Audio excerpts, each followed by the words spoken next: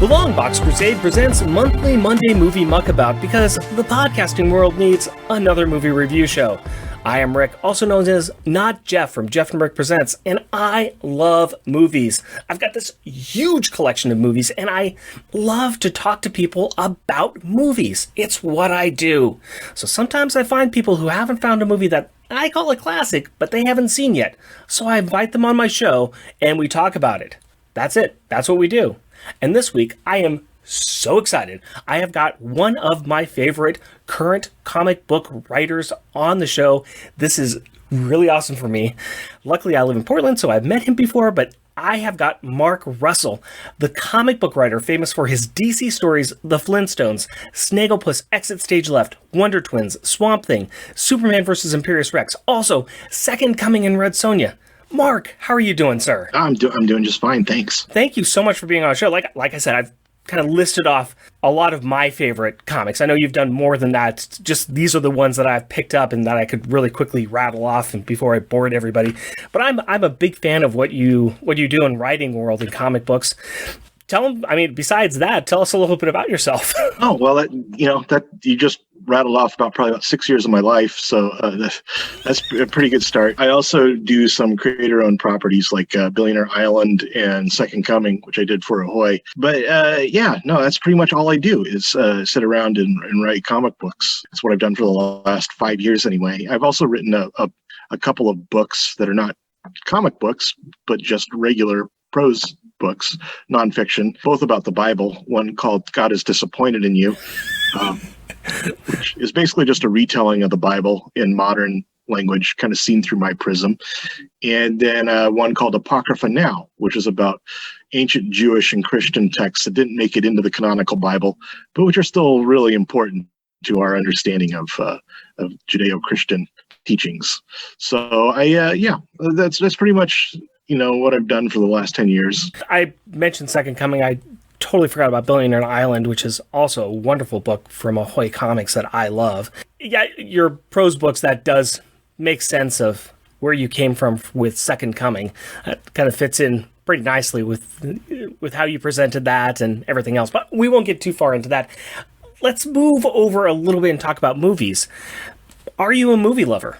I am. I consider myself a buff. I have very distinct and deeply held opinions about movies, and I can't wait to evangelize about movies that I really like. And so I really like the premise of this show, because there are times where I encounter somebody, they betray a huge deficit in their movie watching history. My wife particularly, it's like sometimes I'm astonished, just dumbfounded by movies she hasn't seen, and then I'm like, well, this is what we're doing tonight, we're watching this movie. So it's nice to be on the receiving end of that sort of aggression for once, and being forced to watch a movie, being frog marched back to the TV and being forced to watch a movie that I've somehow overlooked. You have got it right down. You have perfectly solidified exactly what this is, what I do on the show. I love getting people on. I love trying to capture that nostalgia of, hey, we're going to watch a movie together, something I've seen and I love and you haven't seen. Come on, this is going to be fun. And the person's got that glazed over look and like, yes, but what? Well, why are you tying me down? Because you're going to watch the movie. Yeah, they have that look like of somebody who's been talking to going to a timeshare seminar or something. Yep, great. Exactly. So you get the premise of this. You understand exactly what it's like. Well, I guess we should just dive right into it. Are you ready for me to tell you what movie I want you to watch? Yes. All right. I'm going to take you all the way back to 2003, and I know that this is going to come out in July, which it seems like the wrong time of the year to give you a movie like this, but that's okay. I want you to sit down and watch the Christmas comedy Elf from 2003. Okay. And it's one of those movies that when I mentioned that, when people talk about it, and I mention I haven't seen it, they just look at me like I'm from Mars or something. It's like, how could you have not? You were an adult in 2003. How could you not? And I think that's maybe why I didn't see Elf when it first came out, was because I just assumed it was a kid's movie, or didn't really take it seriously. But I've since learned from others that was a mistake, and that I should go back and watch Elf. Yeah, and that's what I was going to ask you. Let me ask you this: what do you know about this movie? What have you heard about it so far? I've heard that it's underrated comedy, and it's not just a Christmas picture. It's also sort of a coming of age, or I guess what I would say like a Pinocchio story of sorts. Yeah. Yeah, okay, I can see that. But yeah, otherwise, I don't know too much about it. Other than it's a holiday movie starring Will Ferrell, and a lot of people seem to really like it. Well, yeah, that's a good place to leave it. I think you've pretty much encapsulated why you haven't seen it and what you know about the movie. It does star Will Ferrell. It is pretty much the directorial debut of Jon Favreau as well. So keep that in your... I had no idea that Jon Favreau had even directed that. Yeah. That's news to me. This is how it's like a dark corner in my movie consciousness. But you have to keep in mind that the guy who directed this went on to produce Endgame. Right. So keep that in mind as you're thinking about things. They should have had Will Ferrell show up as the elf in Avengers Endgame, like in the background. One of the thousands of heroes running around. We haven't really figured out everybody in the background yet. I'm sure he might be pixelated in there somewhere. Howard the Duck's in there, man. I mean, anybody could be in there. Yeah. So, well, I am going to let you go right now. I'm going to let you sit down with your family, maybe even, tape your wife to the couch as well, maybe your kids, and sit down, check out Elf. We're going to listen to the trailer, and we'll be right back. Hi. Your costume is pretty. Oh, it's not a costume. I'm an elf. Oh. Well, technically I'm a human, but I was raised by elves. New Line Cinema presents the story of one elf who's coming home for Christmas. Boy, can't wait to see my dad. We're gonna go ice skating and eat sugar plums. Sorry! Now, I think someone sent you a Christmasgram. Dad! We should call security. Good idea. I like to whisper too. Buddy's experiencing a world he never knew existed. Buddy's your son. What am I going to do? He's certifiably insane. Discovering what it takes to fit in. And going where no elf has gone before. What he needs is to be nurtured. Bring him home. Introduce him to Emily and Michael. How long do you think you'll be with us? I was thinking forever. He cannot stay here. You can't just throw him out in the snow. He loves the snow. He's told me 15 times. Ow! Son of a nutcracker! We can take him.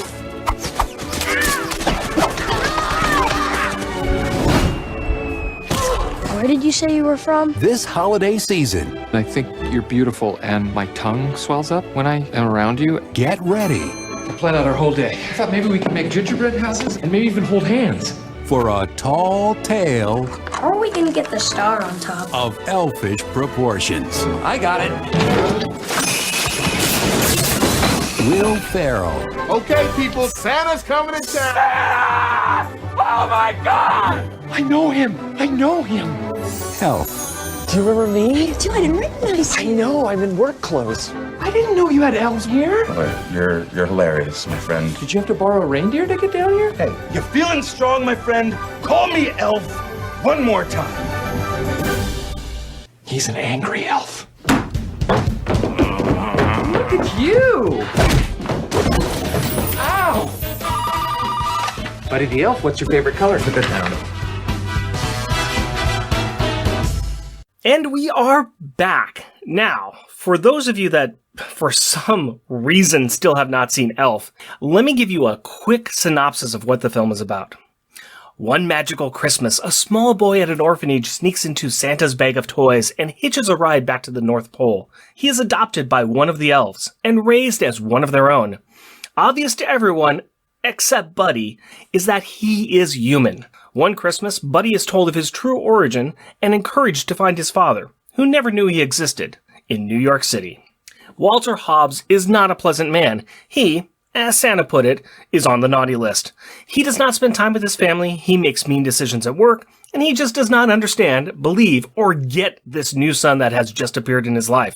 Can Walter and the world understand or believe Buddy in time to save Santa Claus and Christmas? Now, Mark, you've had some time to watch this movie because we haven't talked for a little while.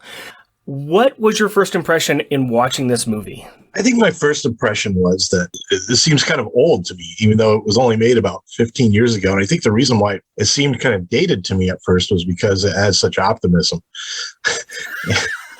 And which is kind of what drew me to it, which is kind of what drew me in. It's like you don't see too many movies like this about just genuinely nice people trying to navigate, and even the sort of corrupt world he was trying to navigate wasn't that corrupt. I felt like, oh, these people have no idea what's coming They have no idea what's in store for them.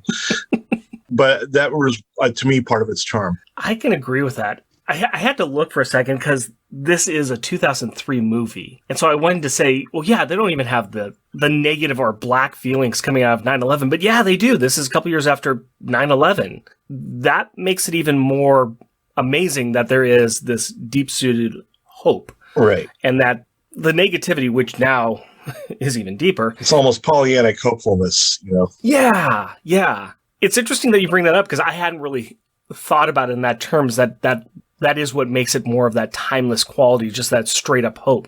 And kind of refreshing for viewers of our age, I think. Mm-hmm. We came out of the 90s, which that was cynical in and of itself, and 2000s kind of helped solidify that. So I think you're right. This does feel more like an 80s movie with that kind of, aw shucks, we're revisiting the 50s happy ideals. Yeah, even people in New York share these sort of like wholesome sort of nostalgia, you know, which no place has ever really existed like as is portrayed in it. But in a way, it's because obviously it's about an elf and it's about the sort of magical realism. It's its own time and place. Yeah, I would agree. Didn't meet up with the expectations because you obviously had heard about this movie before. Yeah, no, people had spoke to me in the hushed tones of a classic. And it's weird that I'd gone this far in life without having seen Elf. But yeah, no, I really enjoyed it. I thought it was it worked not only as a sort of a Christmas story, but also on its own as a comedy. Like, I think that's kind of the way I try to view it. It's like, if I weren't like watching this as Christmas viewing, would it still work? And for me, it did.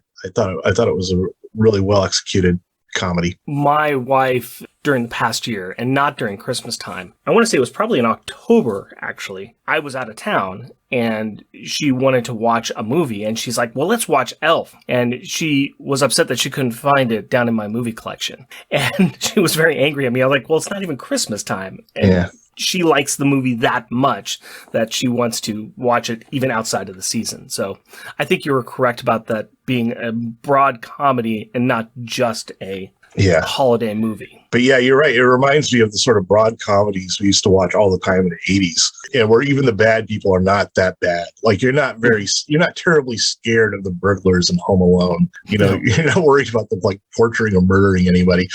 Like, what about Bob? Where it's like, even though like the doctor tries to murder Bob, it's like you can't help but sort of sympathize with everyone in the movie. You mentioned Home Alone, and I just can't help but thinking, I actually am more worried about the guys in Home Alone because I think they did a count, and they actually died like 4 or 5 times, considering some of the traps they went through. But yeah, I actually have more sympathy for them sometimes watching that film.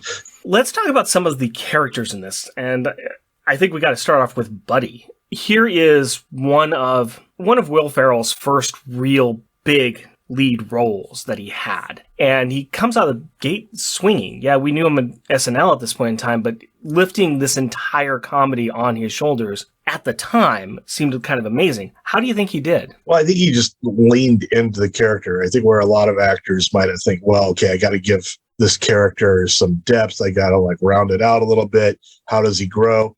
Will Ferrell just sort of like approach it more like a Saturday Night Live skit, where it's like, no, this is who the character is. We know the character from the beginning, and it's the same character you have at the end. And really, the growth happens all around them. It's really more the story of everyone around Buddy and how they change because of this sort of appearance of this sort of ingenue in their lives. And so I think that was the right decision, just to like double down on the character and being what it is and not try to Olivier it too much, and then allow the sort of nuances to happen around the character. Yeah, I can definitely see that. He is coming in bigger than life. He dwarfs pretty much everybody in the film, which is, again, part of the physical comedy shtick. It almost reminds me a bit of the frantic Robin Williams-esque type of a performance, and yet pulled in, where he's not going off on too many of the wild excursions, but he's got that manic energy. The thing that I think, that would have been very different had this been a Robin Williams performance is that it would have been more about the energy. It would have been more about him like running up and down the street and annoying people or doing funny little bits and gags. Whereas this is much more of a character-driven comedy, where it's just about the idea of this guy who's basically a ideological, like Stalinist for fun and Christmas, sort of being dropped in the middle of like this, of like sort of cynical New York, Manhattan, sort of Wall Street culture and how it would, which one would give first. And that I thought was really the right approach, just letting everything sort of emanate out of the purity of this character and seeing how other people would react to it rather than, trying to do too much with the character or having the character do, falling back on things that might be more comfortable to the actor, like sort of creating these set gags and stuff, to rather just letting the character be the source of all the comedy. You've got somebody who, in Will Ferrell, is larger than life. He has the energy. He has the excitement.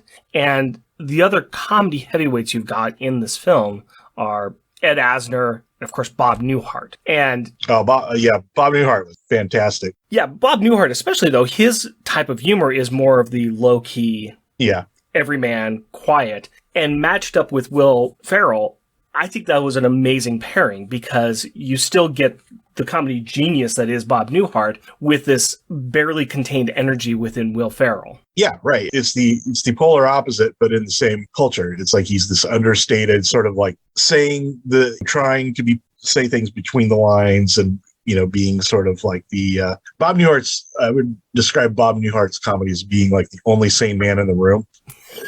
Where he kind of says the things that the audience should be thinking and thereby exposing how crazy it is that we are kind of like, we understand or that we don't really mention these things. And I think that he does, the Bob Newhart placed in this scenario just works so well, as you say, as sort of a counterplay to the excited gullibility of the elf character and how much he's sold on sort of Christmas and the purity of everything. Bob Newhart knows something that he doesn't and is able to sort of take it down a notch for the audience. I think the way Bob Newhart is in that sense, the sane man in the room, tempering our understanding of, or, he's saying what the sort of things that the audience is imagining Buddy needs to sort of like understand if he's going to go out in the real world, which I thought worked really well. I like how you said that Bob Newhart is a sane man in the room, because that gives us, the audience, the verification or the stamp of approval that everything we see is real. Right. Bob Newhart is considering all the things that he is doing in the world he lives in as normal everyday stuff. And he is approaching it as that. It's not over the top. Yeah. He is selling the reality of the world as fact. Right. It's sort of like in the Soviet Union, you had the apparatchiks, the people who understand that this is like above all else a bureaucracy and it has to function like a bureaucracy. And then you've got like the true believers, the young revolutionaries and the young pioneers and the people who have bought into drunk the Kool-Aid. And it's really, you rarely see those two types of characters interact in film. So it was really cool to see the apparatchik who understands this is just a bureaucracy and you need to sort of understand it as such. And then the true believer sort of like have this moment in a movie about Christmas. I need to say that this might be the first review of Elf that has brought the Soviet Union involved into it. So I hooray for us. That's my hot take. It's sort of Sovietology in disguise. The other real standout sort of character for me, side character, was the Peter Dinklage, super angry author of children's books, the chip on his shoulder. Yeah. To me, that was like probably the funniest moment in the film when they brought him to work on the Christmas thing. Brought in the ringer to give them ideas, and he's got a book here. I've got gold in this book. As a writer yourself, the fact that you have somebody who there are so many contradictions in and of themselves within this. You could say, oh, look, you've got somebody who resembles a child writing kids' books, but he is very much proto-adult. He literally acts like he owns a gold mine. He acts more like somebody like one of the Koch brothers, like somebody you'd think who writes children's books. But again, like the Bob Newhart character, he realizes that writing is ultimately, when all is said and done, a capitalist enterprise. That this is you're sitting on a little whatever pile of gold you've got, and if you want it, then you've got to pay up for it. And so I think in a lot of ways he underscored the idea that the real world, even when it's selling you something happy and full of and uncynical, it is doing it in a very self-serving and cynical way. Yeah. And the fact that Peter Dinklage, way years prior to Game of Thrones, comes in and all of a sudden is in this movie as a standout performance that goes toe-to-toe with Will Ferrell, that's a treat in of itself as well. Last night I rewatched Living in Oblivion, which I think was the first movie I'd ever seen Peter Dinklage in. And it was from 1995, and it's about the independent film scene of the 90s. And he plays very much the same sort of character in that, where he's just kind of coming in, and he's brought in to like be a dwarf in a dream sequence. And he obviously doesn't want to be there, doesn't put his heart in. And finally just has this meltdown where he's like saying, it's like, why do you have me here? Is it because I need a dwarf to make it a dream sequence? He's like, that's so cliche. He's like, I'm a dwarf and I don't even have dwarves in my dream. And he just is sort of the guy who reminds you that this is a charade, sort of. Yeah. Yeah, a brilliant actor. And he is, as much as we know him from Game of Thrones, he's really got major comedy chops. Yes, he does. Who doesn't have comedy chops and who is a mystery in this film, but is perfect casting, is James Caan. Oh, yeah. I don't know if they could have gotten a more dour or serious person to come in to play this father in this extremely broad comedy. But, I mean, how did he do? How did he do as the ultimate straight man? Yeah, I thought he did okay. It was, I think, kind of a stretch for James Caan. And I love James Caan, but I felt like, in a way, his presence made me kind of wonder how dark this was going to go. And then when the answer was like not very dark, then I felt like, well, why did they get James Caan? Yeah, he brings a level of fear and unknown. He's uncomfortable in the film, and he makes you uncomfortable by being there. Yeah, he's kind of unsettling because he has this sort of star baggage, where it's like when he shows up, you think, oh, I think I know where this is going to go now, which is perhaps why they cast him, because it subverts your expectations. But yeah, it was for me over a little while, a little disorienting. There's some background stuff I've seen in this film where they've talked about how a few of the scenes, especially when they first brought him in, they're going, okay, here comes James Caan. Let's all be on our best behavior. Let's, don't bug him. Let's not do anything. And there were a few scenes where Will Ferrell just kept pushing. And everyone was just afraid that he was going to snap. And there were a few times where he was just getting really angry on set. He was like, what is going on? I don't get this film. I don't get what's happening. But he stuck it out. And he ended up having fun with the crew. And he ended up saying, look, I am just James Caan. I am not everything you think it is. Let's just do the film. Don't everybody be scared of me. But there was a fear on the film because it's like, this is a guy from The Godfather.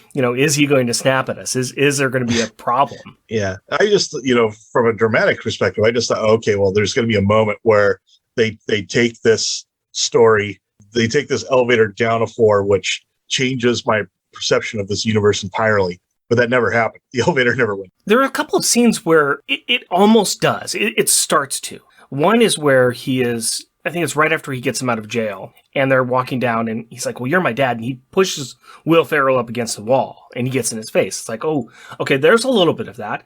And then the other time, which was well played, was at the board meeting where he's got to present the ideas on Christmas, and his son comes in. And the president of the company, or the one guy from the company, says, hey, get out of here, kid. He turned, don't talk to my kid like that. And it's a great use of the con at that moment to add the level of danger to the film to somebody who's threatening a kid. Yeah. And I think it's well used in that aspect. And it's like, I can see why they would choose James Caan for this. And also just for the wide gap between Will Ferrell and this guy. I think that was it. They really wanted somebody who's going to be like sort of the polar opposite to the buddy character, and he pulled it off. I thought his performance was really effective.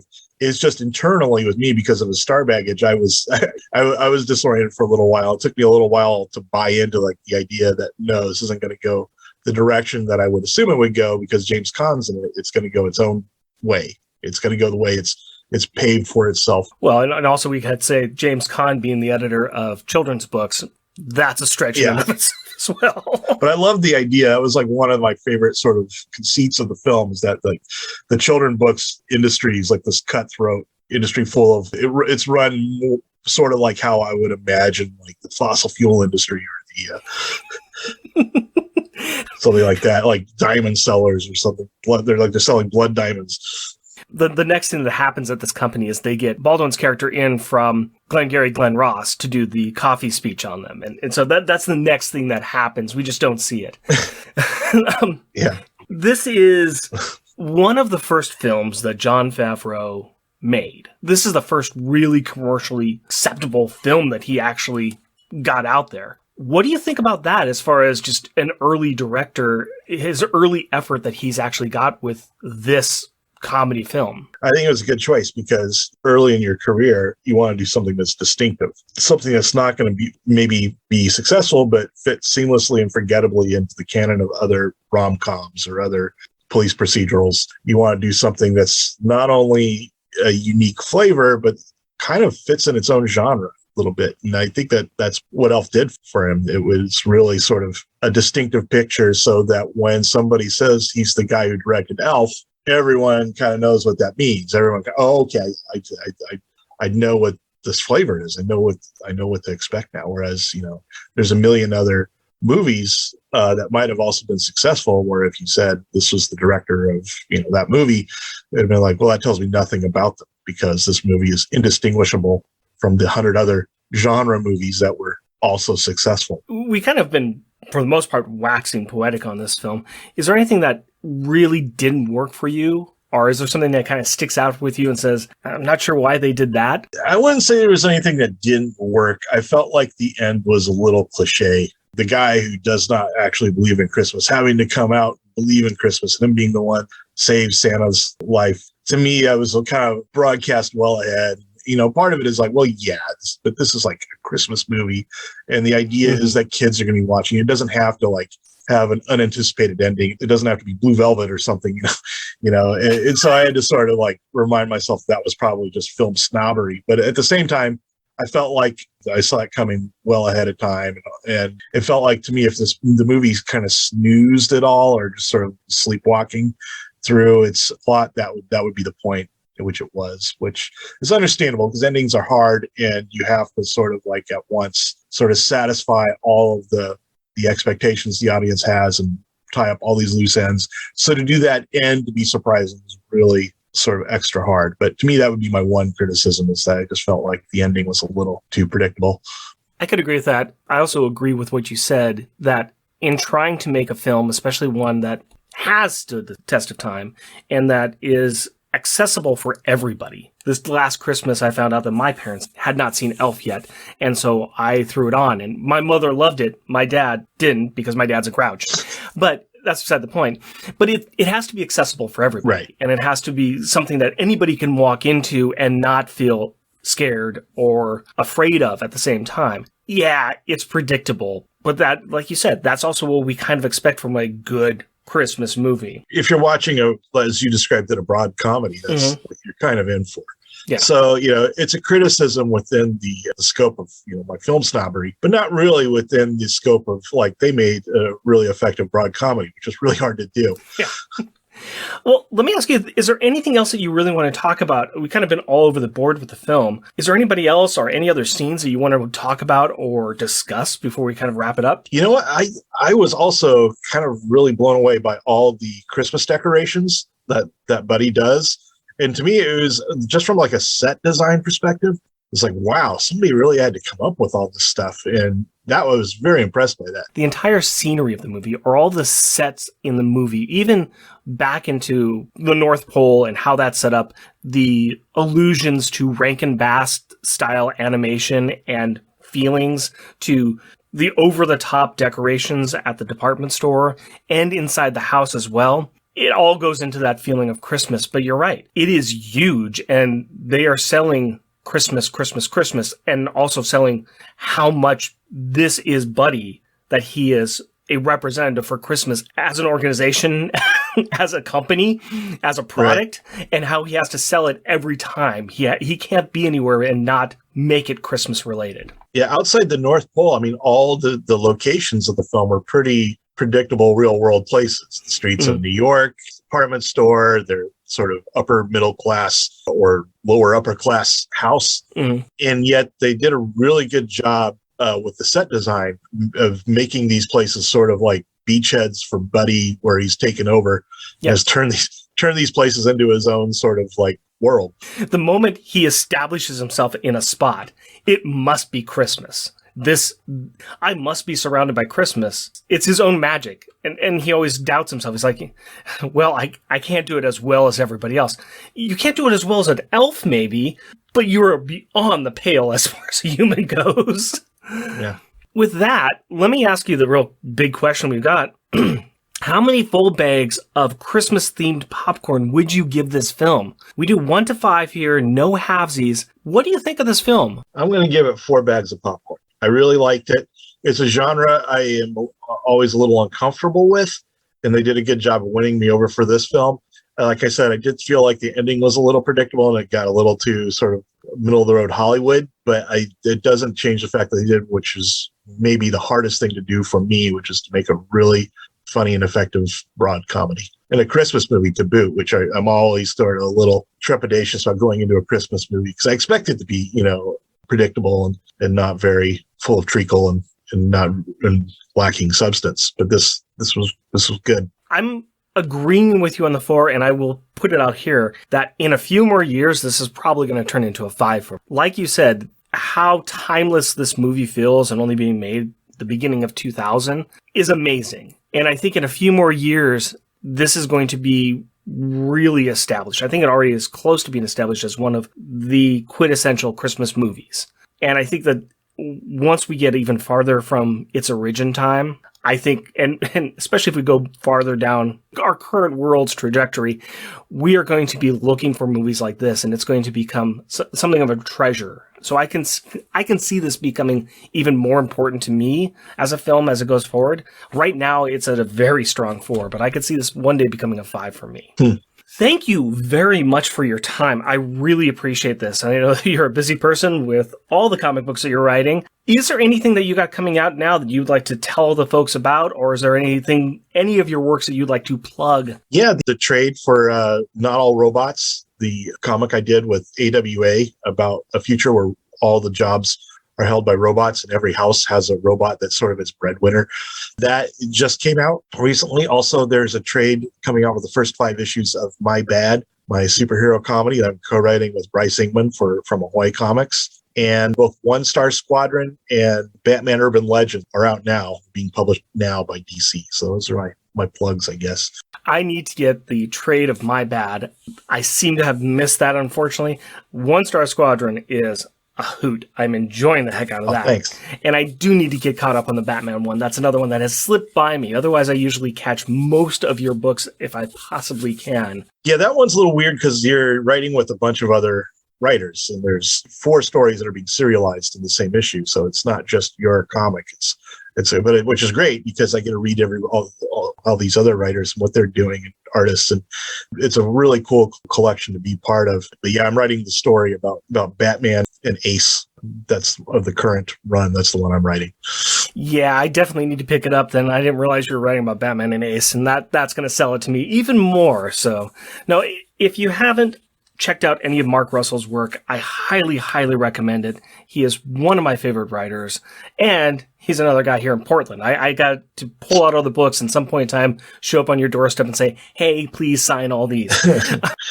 But I really appreciate you being on the show, and I'll try to get you back to do another movie sometime soon, I promise you. If you would like to find me, you can find me on Twitter at mmuckabout or on my other podcast, Unpacking the Power of Power Pack, which I host with my snowman made of yellow snow, Jeff.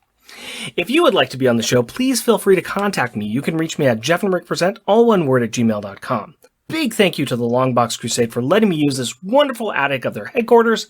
Sorry about all the Christmas decorations. I will try to get Pat to take them down sometime soon. If you would like to support this network, you can head on over to Patreon and search for LONGBOX CRUSADE and give them some money. They would appreciate it. For now, grab some popcorn and pull up a seat because we will be back in 1 month with another episode. And actually, it will be our 50th episode. Yes!